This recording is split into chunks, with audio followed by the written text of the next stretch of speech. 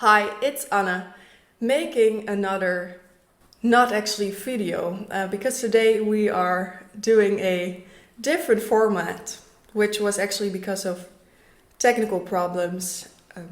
But perhaps it will be even better. We can try it. And today I will also have my first ever guest on this channel. And this guest is my mother. So, welcome to my show, as we could call it. Um, yeah, can you tell something about yourself? I am Babika. I am mother to Annemaike, as Annemaike said.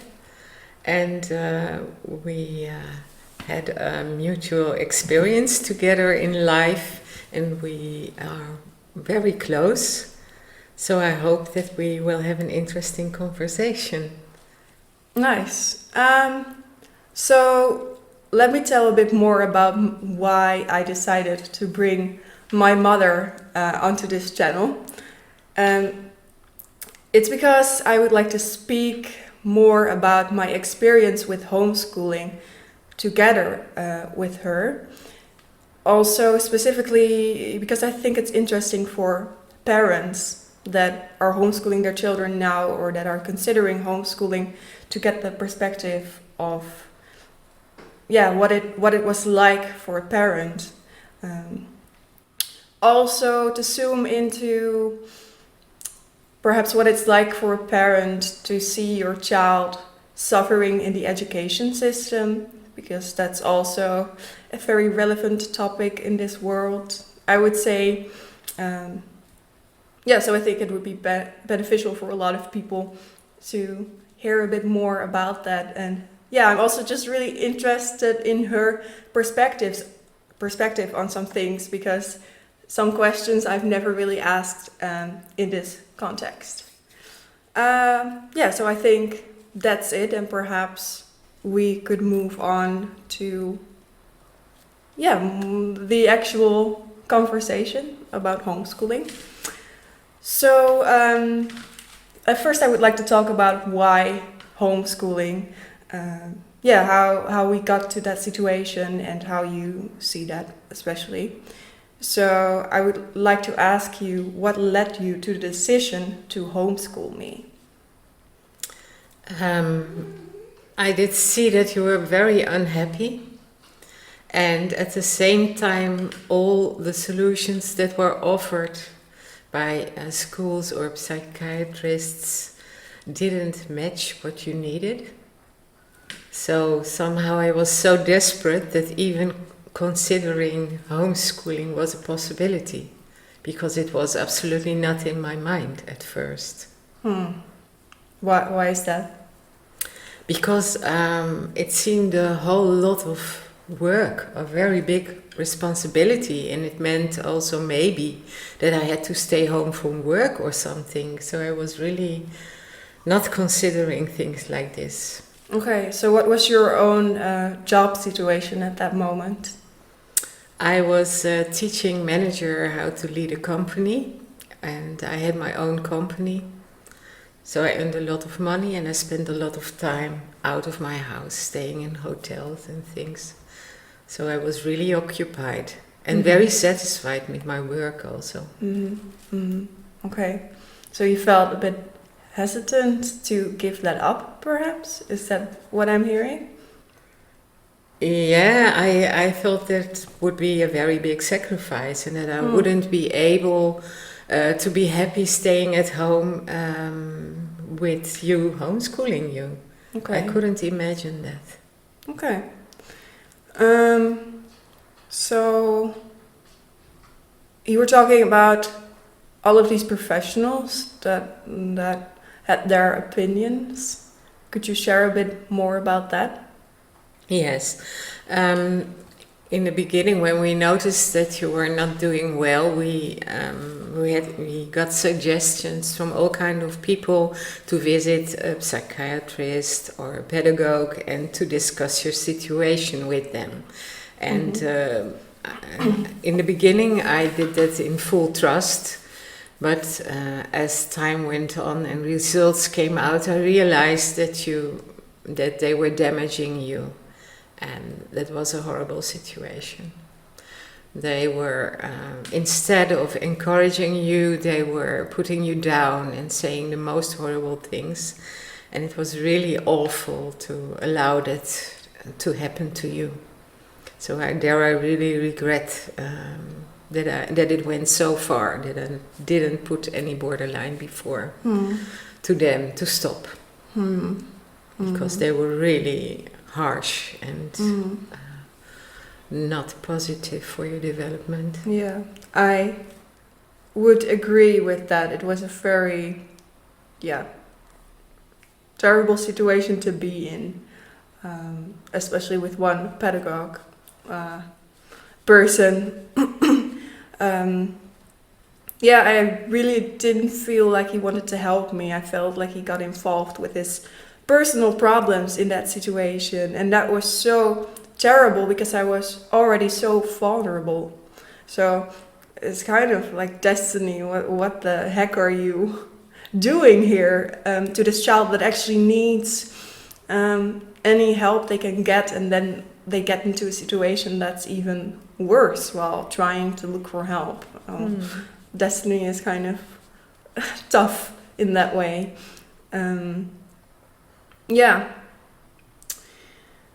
But how did you get the idea to do homeschooling? How did that go?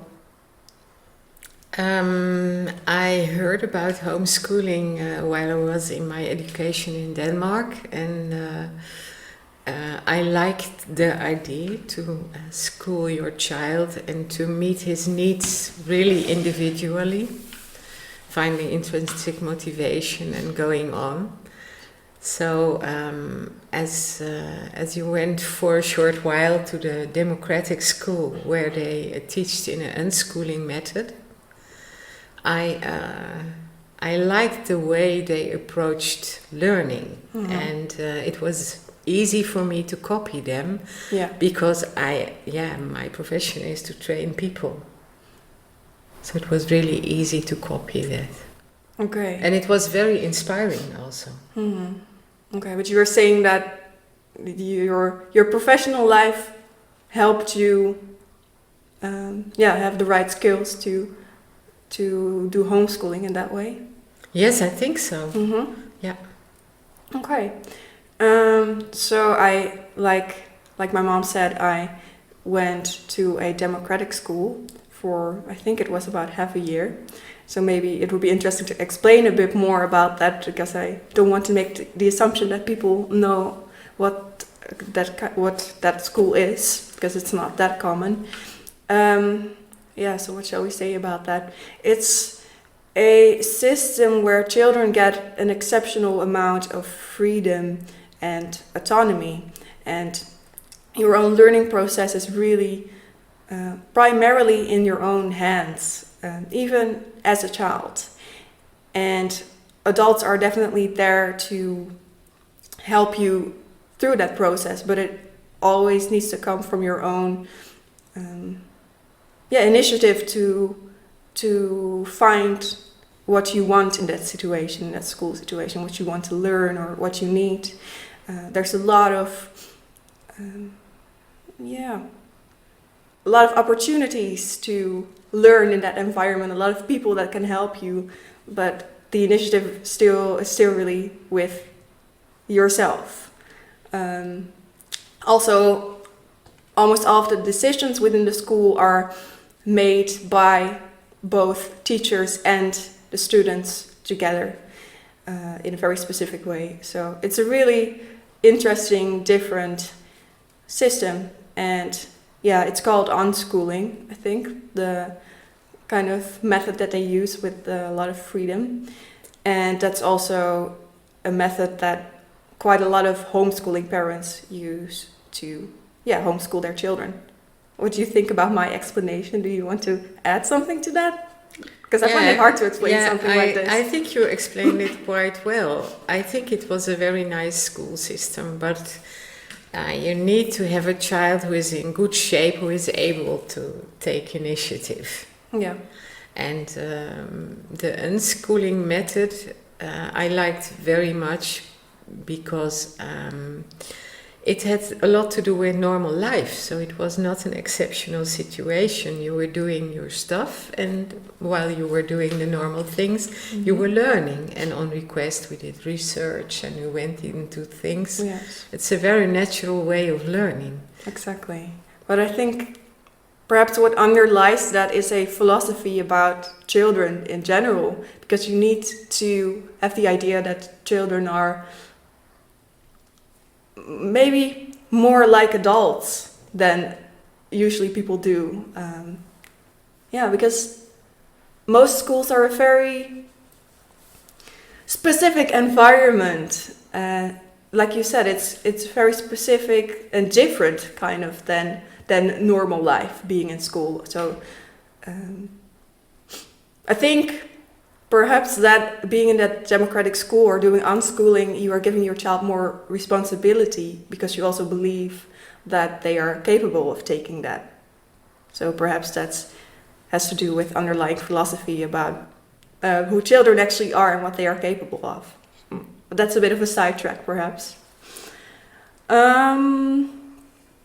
What I wanted to zoom into more, one more thing. Maybe the context that you were already saying you need a child that is like in a really good state to function within that school. And I was not in a good state. As I say to people, I was too far off, too damaged to function in that system of the democratic school that otherwise might have been really good for me.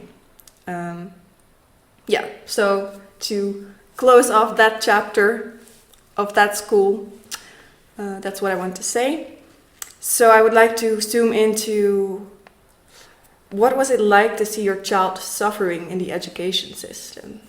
Would you want to tell something about that? It was horrible because we tried all kind of things and there was nothing improving. We visited alternative schools, but they were not offering anything nicer than the situation in which you were. And also it was difficult to understand what you really needed at that moment. Okay, I would be personally interested in what did you see when you looked at me in that situation? Yeah, and there was a great lack of joy, and you moved slowly, and I saw a lot of signs of becoming more dependent. You were already 11 years old, I think, at that time, and it was quite tough to take care of you at that time. It was not a light job.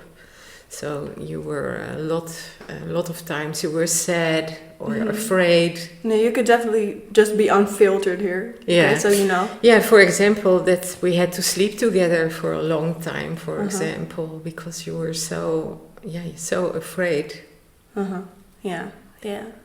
So I definitely had anxiety issues, as people would call it professionally. And also the difficulty to express yourself, what you needed. Yeah, it seemed like you were a bit numbed also. Yeah, I agree with that. And how did that make you feel to see that? Yeah, I was from one hand angry at the school system, angry at the teacher, but also angry at your father because he was more trusting the system than I did. And also the people who tried to help us, who did expose you even more. I was so angry about that. Okay. And I felt also powerless because I couldn't listen to the system or people who knew what to do because I couldn't trust them at the end. So it was really only me at the end who had to take care of your benefit or Yeah, that sounds very tough. But I think it's also quite natural for a mother to have that feeling like I am the one that has to look out for my child's needs. Yeah, and I also think it's also this, very beautiful Mhm. if you can really feel that. Yeah. Yeah, the moment when I realized that I am the one who is in a position to care most and that I am the most skilled person in your life to take care of you. Mm. And there's really nobody else who can do it. Mhm. And I really want you to be happy. Mhm. The moment I realized that it's up to me and that there must be a solution, I got a lot of power to take care of everything. Mm. That's really beautiful, I think. At least it touches me a bit. It that you say touches that. me too. I feel, Mhm. I feel tears coming up. Mm. Mm. Mm-hmm. I have also a very specific question. Did you ever consider that there might be something wrong with me? Yes, yes. Yeah, there in the beginning of the process, I almost started to believe what the psychologist said about you. What did they say? They said that you had a very big difference between your performal and your formal. IQ? Yeah. Mm-hmm. And so I started to read about it and try to understand, but there was always a feeling that it's not really essential. It is not helping to know this. Yeah. It doesn't bring us nearer to the solution. To go specifically into that IQ matter, I would say that test was not valid, the results, because I was so influenced by depression in that moment and also anxiety. I even remember a little bit being so afraid to say the wrong answers or something, or feeling so shy towards the examinator or whatever you call the person that takes the test. So it must have been completely influenced by that, because when I look back at my score, it really doesn't make sense compared to what I am doing in life. So just a side note to explain that.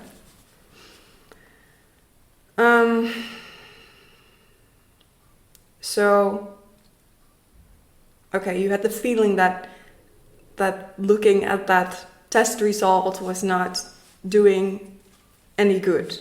But then how did you find out what was the right thing to look at? Maybe. Do you understand when I... Yes, yes, I try to think about the moment that it happened. Yeah, I started to ask you questions and to listen to your needs. And for example, you asked to sleep together with me, and I allowed it. Before, it would be difficult for me to allow someone, especially a child that's big enough for its own bed, to sleep together with me. And just to take things as they are.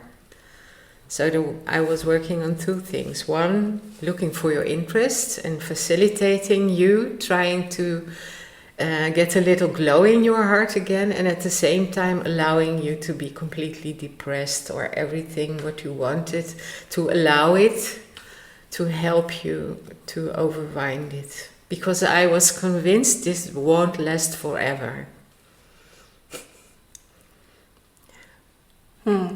There will be a solution. But it starts with how you are now. Yeah. So trust, I hear. Yes. I'm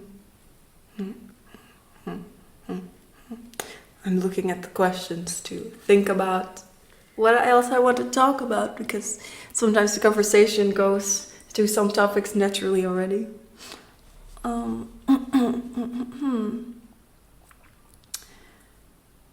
So, okay, we already at the beginning we were talking about unschooling, that this was your inspiration.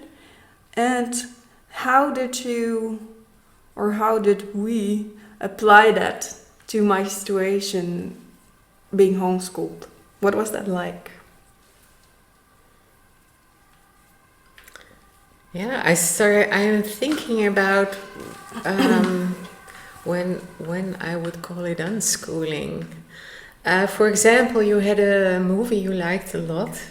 It was about the Twilight Zone, and my wish was that you would learn English, and you shared that wish.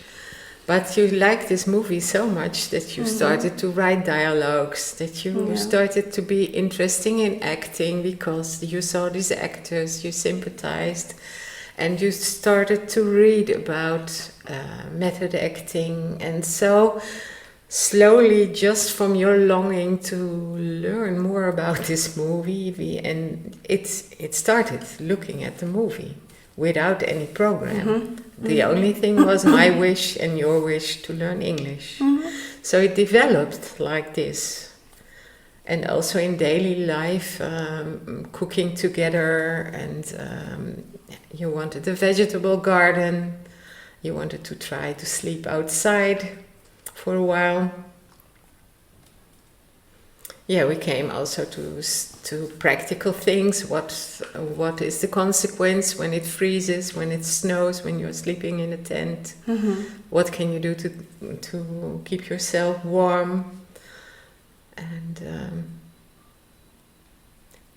somehow it always started with something which happened in daily life, and your interest showed then the way to the learning process.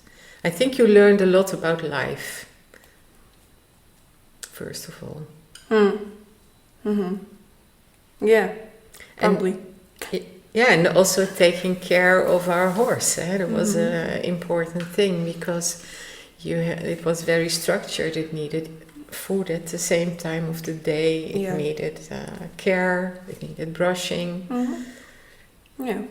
It's nice that you give some concrete examples, but I would like to give some background, perhaps.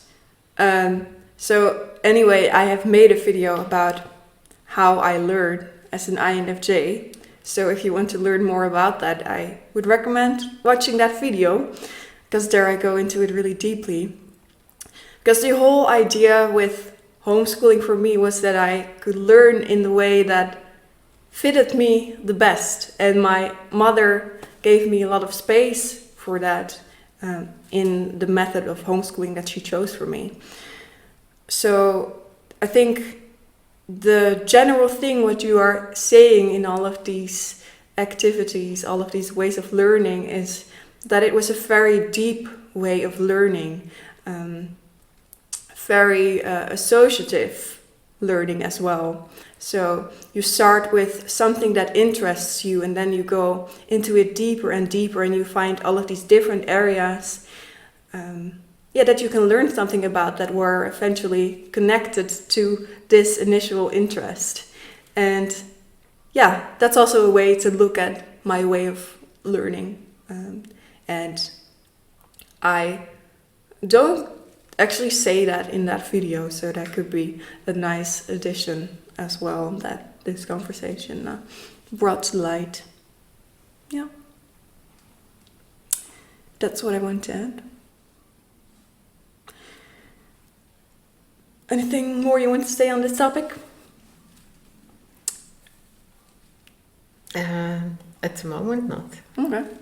Then I would like to go a little bit perhaps into the perspective of raising an INFJ child, because some of my audience is very interested in MBTI content, and quite a lot of my subscribers are actually INFJs, so perhaps it would be interesting to talk about this as well. I don't know, whenever I say INFJ child, you can just think about me, but I find it funny to phrase it in that way. Like, what challenges did you encounter in raising me as an INFJ child? Yeah, for example, that you could go into things so deeply that I was afraid that you were disappearing. Yeah, I remember one day that you were playing this character in the movie, The Twilight Zone, and that you said Can to I me, correct? That is just Twilight, because Twilight Zone Twilight. is something else. Okay, For sorry. the audience. That's my weak point. Yeah, the Twilight, this character that you said to me that you were almost feeling one, and I really got a bit worried. Yeah, I was into method acting as well. Is so. she ever coming out as Annemaike again? And also when there were things that bothered you, that you went so deep into themes and really wanted to discover the truth about it, your personal truth. But at the other hand, I learned that you were also capable to find this truth without my help. I only needed to listen. Okay. That you had a very strong skill of taking care of yourself. Yeah. This is about the teenage years, right? What you're Yeah. talking about now. Yeah, sure. Yeah. And anything from before that, perhaps?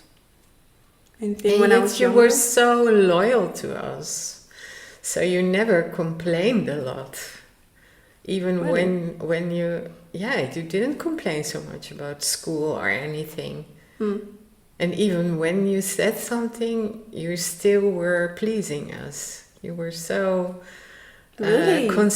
taking us in consideration. I don't remember that at all. Yeah. I don't know. Yeah, you really tried to be the good child, Okay. meeting expectations and Okay. I can see that makes sense for me. Because I often feel like the better thing for me to do in that situation would have been to be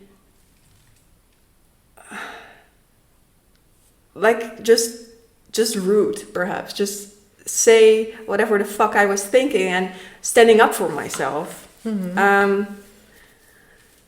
Yeah, so perhaps my weakness in that situation was that I was still trying to be pleasant, even though I was in a situation that was really not good for me or something. I don't know. I don't remember that being the case, but I can imagine knowing myself also as an adult. Yeah, but also your teacher disappointed you several times, and after she came back from sick leave after a long period, you were still with your arms open for her, receiving her and hoping that she would see you. Okay. Yeah, I think I never went into actual resistance, right? No, Not at rebellion all. or something. Not at all. Yeah, I was always hoping that, I don't know, things... Yeah, I don't know. What was I hoping? I think my tendency still as an INFJ is that I try to adapt to the situation. So if a situation is not working for me, I try to mold myself into it to make it work anyway, even if that's like really brutal to myself.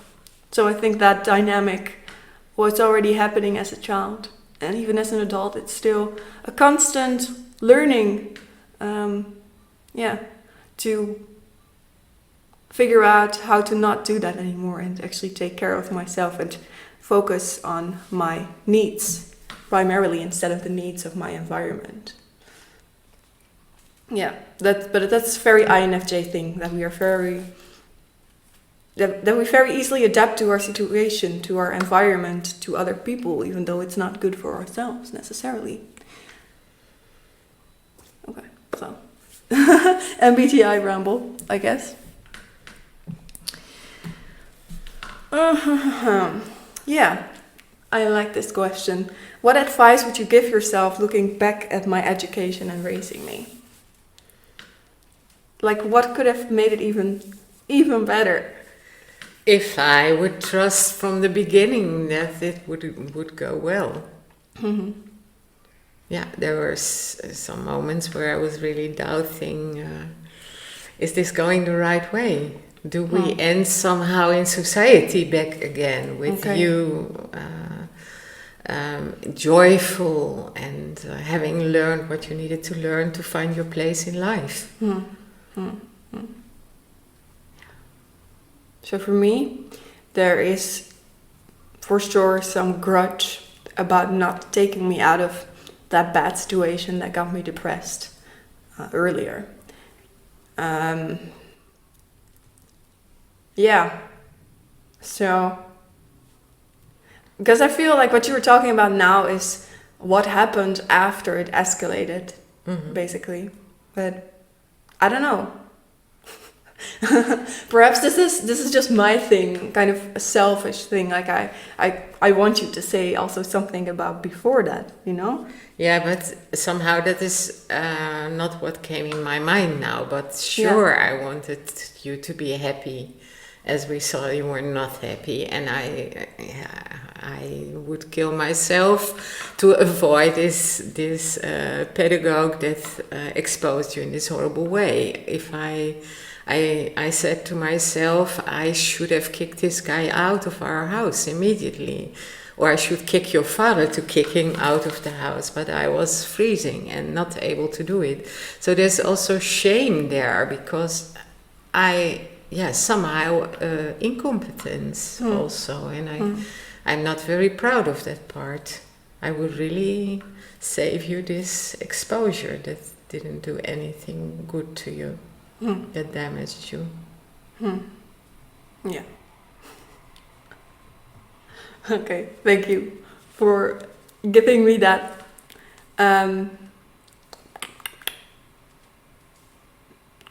Acknowledgement? Yeah, I wasn't really looking for any more words on that. Thank you for giving me. Sorry. There was no final word. That was the end of the sentence. So, yeah. I was thinking about talking about how it turned out, because you put so much emphasis on how nervous you were about the situation or something. But that's a bit cheesy, perhaps, so I don't know. People can just see how it turned out. I think that's better. Sometimes it's better not to say things too literally, perhaps? Or is there something you'd like to share about this? I like to share about it, because I can imagine that parents, when your child who is maybe 13 years old says to you, when you have the material to prepare for exams, and she's looking at the material and she said, "Whoa, boring, I'm not going to do this." And then the worrying starts, say, how are we going to do this? And to really listen step for step how you wanted to do it, and to facilitate you in this, and to see how quickly it went. So that a child, the thing I would say to other parents is that your child knows very well how it can learn, and in a very efficient way. That's a very controversial idea in a way. I don't think it's controversial, but I think other people might. Yeah, Nice. but really, because I saw it worked, and to be honest, it was completely boring, and there were a lot of not essential things in this course. Absolutely, who wouldn't agree with that? It's just that people believe that it's necessary, that it needs to be done. Yeah. Oh, but as adults, we are also allowed to do the things the other way around. That we look what we need really, and that we take only those parts we need, because we are not obliged to. We are free to learn, and to learn quickly. Yeah. So, what is your general opinion about homeschooling? What would you answer to that question? Yeah, I think if I would have another child, I would definitely consider it again. Maybe in combination with a lot of friends and people hanging around and sharing this experience, so that there are children that my child could meet, and also other parents who are involved with their special knowledge and skills. And yeah, I definitely would do it again. Yeah. Nice. It's also for yourself. I learned so much. I started to learn things that I did never learn. I went to university again. Nice. Yeah, I was thinking it's very nice if you can approach homeschooling from a positive standpoint, that you really think like this is the best thing that I can offer to my child. Because for us, initially it was not a positive choice, it was a choice of desperation. And then eventually it was definitely the best choice in that situation. But I think it's even much better if, as a parent, you can really beforehand, before things go out of hand, make that decision, this is what my child needs. And then you are in a much better position to gather everything that you need to give your child the best environment and opportunities. Yeah. What advice would you give to current parents? I don't know, you can make this very general, because that's what I wrote down, exactly that question. Really? But we can also make it about homeschooling. I think it's so important to get a clear view of who your child is and what the child really needs. And to put there a lot of effort, and I would even put money in it, to find out whom is sitting across the table and what does this child need. Because you can win so much. So, for example, the character of the child, but also really the longings of the child and needs of the child, and to carefully listen how it speaks and be there, sit there maybe for 1.5 hours a day and listen to your child, be there. Because I think a child really needs a parent who is there. With his full attention. Wow, that's very nice. Thank you for that. I think, I have covered what I would like to talk with you about, and I thought it was a very interesting conversation, and we went in all kinds of directions. So that was interesting. I'm not sure how coherent it was, but there were definitely things said that were very valuable, I think. So I'm very happy. Thank you for being here on this podcast. Is there anything more that you would like to say now? No, I'm very happy that you are leading it and that you are asking me these questions. It's a good feeling. Okay. Thank you for the opportunity. Yeah, you're welcome. Thank you. I was thinking it would be interesting perhaps to give people a chance to get into contact with you, because maybe some parents or whomever feels like, oh, this person is really interesting to talk with about this topic, and I really feel like I want advice about this, and this is the right person for me. I can imagine people feel that with you. Is there a way that people can contact you, or shall we put it in the description or something? Maybe you can put it in a description below, and just to contact me through email or to Facebook. Yeah, sure. Okay. Or LinkedIn. Good idea. Yeah. Sure. Okay.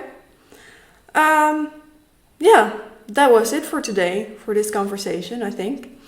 I really enjoyed having a guest on my show. I think it will be something that I want to do more often.